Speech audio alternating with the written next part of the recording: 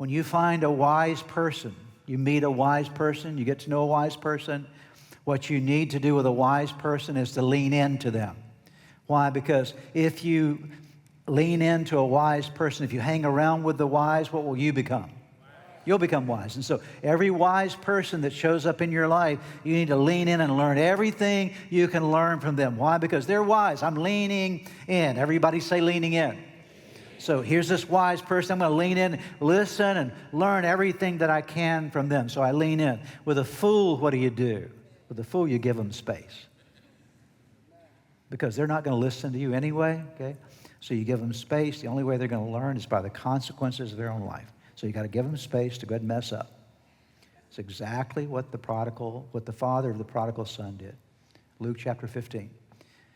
The story is told of a young man who came to his dad and said, "Hey, Dad, I want all my inheritance now. I got plans, got things I want to go and do, got a life plan. I want all that you owe me now for my inheritance. Give it to me now." The father gave the son his inheritance, said, "Here you go, son." And he stepped away and gave him space. And read about it in Luke chapter 15. The young man went away and wasted everything. Did he not? Wasted everything. Until he's finally in a pig pen feeding pigs. And he wants to eat the very food the pigs are eating because he has nothing. And the Bible says he finally came to his senses. That is, he was a fool that woke up and said, "I am a fool. I need to be wiser in my life." And he goes back home to his father, but his father gave him space. So when you meet a wise person, what do? What do you do with a wise person? What can I learn?